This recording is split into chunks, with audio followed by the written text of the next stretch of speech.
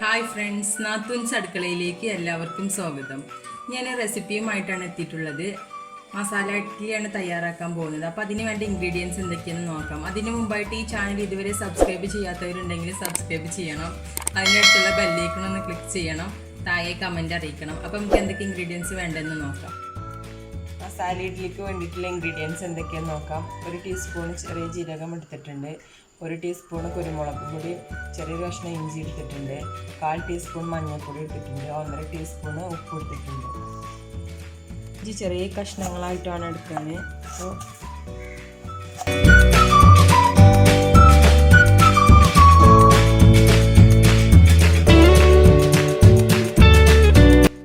അപ്പോൾ ഇഞ്ചി ഇതുപോയിട്ട് നന്നായിട്ട് ചെറുതായിട്ട് അരിഞ്ഞെടുത്തിട്ടുണ്ട്. അപ്പോൾ നമുക്കിത് മാവിലേക്ക് ഇട്ട് കൊടുക്കാം. നമുക്ക് ഇഞ്ചി ഇട്ട് കൊടുക്കാം.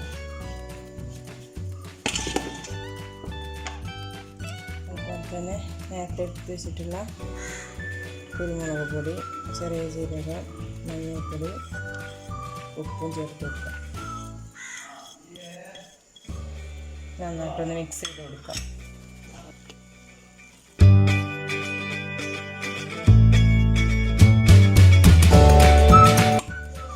നമുക്കതൊന്ന് ചുട്ടെടുക്കാം. ഇപ്പം നമുക്ക് ഇഡ്ഡലി തട്ടിലൊന്ന് എണ്ണ ഒഴിച്ച് കൊടുക്കാം. പിന്നെ വെള്ളം ആ സമയത്ത് ഞാൻ തിളക്കാൻ വേണ്ടി വെച്ചിട്ടുണ്ടായിരുന്നു ഇഡ്ഡലി ചെമ്പിൽ. അപ്പോൾ വെള്ളം തിളച്ച് കഴിഞ്ഞിട്ട് മാത്രമേ ഇതിൽ എണ്ണ തേച്ച് കണ്ട് മാവ് ഇടാൻ പറ്റുള്ളൂ. അല്ലെങ്കിൽ മാവ് ഇതിൽ കടന്ന് കട്ടിയായി പോവും. അപ്പോൾ സോഫ്റ്റായി ഇഡ്ഡലി കിട്ടില്ല. അപ്പം നമുക്ക് മാവ് ഒഴിച്ച് കൊടുക്കാം.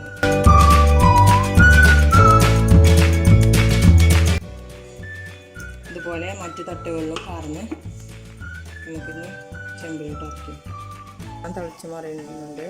നമ്മൾ ഇഡ്ഡലി ചെമ്പ് ഇതുപോലെ വെക്കുക. ഏകദേശം ഒരു 10 മിനിറ്റ് ഉണ്ടാവുള്ളൂ വേവിന് വേണ്ടിയിട്ട്.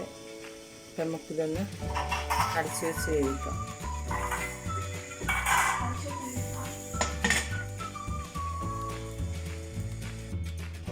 അപ്പോൾ ആ 10 മിനിറ്റിന് ശേഷം ഇഡ്ഡലി വേവായി വന്നിട്ടുണ്ട്. അപ്പോൾ നമുക്ക് ഇതുപോലെ എടുത്ത് മാറ്റാം.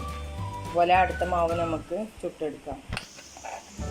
മസാല ഇഡ്ഡലിക്ക് വേണ്ടിയിട്ട് അപ്പോൾ നമുക്കൊരു ചമ്മന്തി തയ്യാറാക്കാം. അപ്പോൾ അതിന് വേണ്ടിയിട്ട് ഞാൻ 1.5 സ്പൂൺ മുളക് പൊടി എടുത്തിട്ടുണ്ട്, 1/4 സ്പൂൺ മഞ്ഞൾപ്പൊടി എടുത്തിട്ടുണ്ട്. അതുപോലെ തന്നെ കടുക് ആവശ്യത്തിനാണ് ഇട്ടുള്ളത്. അധികം കടുക് വേണമെന്നുള്ളവർക്ക് ഇതിലേറെ ഉപയോഗിക്കാം. പിന്നെ ഒരു 1/4 സ്പൂണോളം എടുത്തിട്ട് 1/2 സ്പൂണോളം എടുത്തിട്ടുണ്ട് കടുക്.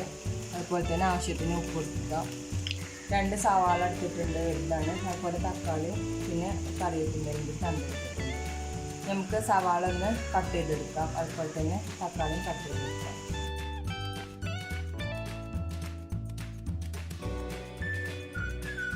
നമുക്ക് ചമ്മന്തിക്ക് വേണ്ടിയിട്ട് ഉള്ളി ഒന്ന് വാട്ടിയിട്ടാണ് സ്റ്റവ് ഓൺ ചെയ്ത് ഒരു പാൻ വെക്കുക. പാൻ ചൂടായി വരുമ്പോൾ നമുക്ക് വെളിച്ചെണ്ണ ഒഴിച്ച് കൊടുക്കാം കേട്ടോ. പാൻ ചൂടായി വന്നിട്ടുണ്ട്. അപ്പോൾ നമുക്ക് അല്പം വെളിച്ചെണ്ണ ഒഴിച്ച് കൊടുക്കാം. ഉള്ളി ചെറുതായിട്ടൊന്നും വാടാല്ലേ, 2 സ്പൂൺ വെളിച്ചെണ്ണ മതിയാവും. അപ്പോൾ എണ്ണ ചൂടായി വന്നിട്ടുണ്ട്. അപ്പോൾ നമുക്കിതിലേക്ക് നേരത്തെ അരിഞ്ഞിട്ടുള്ള സവാള ചേർത്ത് കൊടുക്കാം.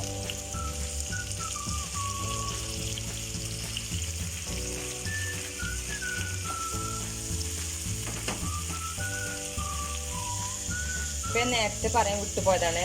ഇപ്പോൾ 2 അല്ലി വെളുത്തുള്ളി വേണം. അപ്പം നമുക്ക് അതോടൊന്ന് ചേർത്ത് കൊടുക്കാം. എണ്ണയിലേക്ക് നല്ലോണം ഒന്ന് മൂത്ത് വരണം. അപ്പം നമുക്ക് തക്കാളി കൂടെ ചേർത്ത് കൊടുക്കാം. അപ്പോൾ ഉള്ളി ഒരു ബ്രൗൺ കളറായി വന്നിട്ടുണ്ട്. അപ്പോൾ നമുക്ക് ഇങ്ങനെ നേരത്തെ അരിഞ്ഞ് വെച്ചിട്ടുള്ള തക്കാളി കൂടെ ചേർത്ത് കൊടുക്കാം. അപ്പോൾ നമുക്ക് ഉള്ളിയും തക്കാളിയും നല്ലോണം വേവായിട്ട് വന്നിട്ടുണ്ട്. അപ്പോൾ നമുക്ക് അതിലേക്ക് നേരത്തെ എടുത്തിട്ടുള്ള മുളക് പൊടി ചേർത്ത് കൊടുക്കാം. മുളക് പൊടിക്ക് പകരം ചിക്കൻ മസാല വേണമെങ്കിലും ഉപയോഗിക്കാം കേട്ടോ. അപ്പോൾ ഇവിടെ ചിക്കൻ മസാല നല്ല താല്പര്യമില്ല. അപ്പോൾ അതുകൊണ്ട് പിന്നെ മഞ്ഞൾപ്പൊടി ചേർത്ത് കൊടുക്കാം, ഉപ്പും ചേർത്ത് കൊടുക്കാം. നല്ലോണം മിക്സ് ചെയ്യാം.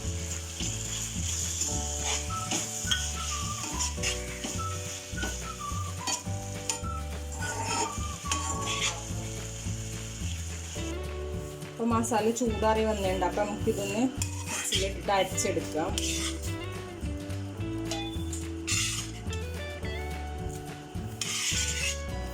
നല്ല ടേസ്റ്റാണ്. നമുക്ക് ദോശയ്ക്ക് വേണമെങ്കിൽ ഇതുപോലെ അരച്ചെടുത്ത് ചമ്മന്തി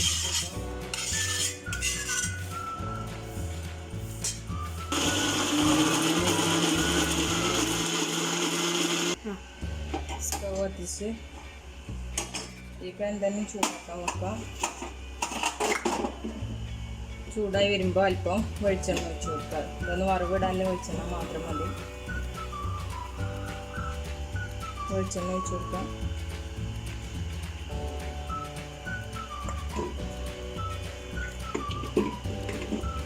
ഇതിലേക്ക് കടുകിട്ട് കൊടുക്കാം.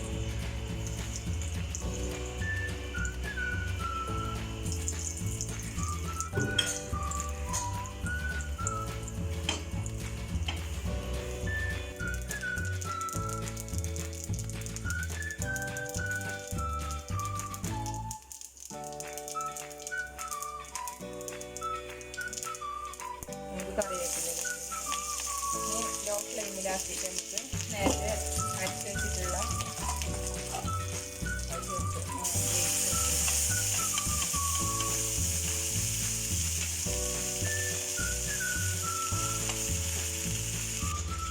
അപ്പം നമുക്കൊരല്പം വെള്ളം ഒഴിച്ച് കൊടുക്കാം. എന്നിട്ടൊരു ഫുൾ ഫ്ലെയിമിലിട്ടിട്ട് ഒന്നും തിക്കാക്കി എടുക്കാം.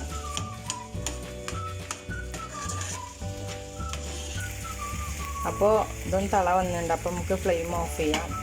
നമുക്കിതൊന്ന് പ്ലേറ്റ് ചെയ്യാം. പ്ലേറ്റിംഗ് ഒക്കെ കഴിഞ്ഞ് മസാല ഇഡ്ഡലി തയ്യാറായിട്ടുണ്ട്. അപ്പോൾ ചട്നിയും തയ്യാറായിട്ടുണ്ട്. അതിക്ക് ഞാൻ സമ്മന്തിയാണ് അരച്ചിട്ടുണ്ടായിരുന്നത്, നേരത്തെ കാണിച്ചു തന്നിട്ടുണ്ടായിരുന്നത്. സാമ്പാറിൻ്റെ റെസിപ്പി നമുക്ക് വീണ്ടും ഒരു വ്ളോഗിൽ ഷെയർ ചെയ്യാം. അപ്പോൾ എല്ലാവരും ട്രൈ ചെയ്ത് നോക്കണം, കമൻറ്റ് താഴെ അറിയിക്കണം. അപ്പോൾ അടുത്ത എപ്പിസോഡിൽ നമുക്ക് വേറൊരു വീഡിയോ ആയിട്ട് വരാം.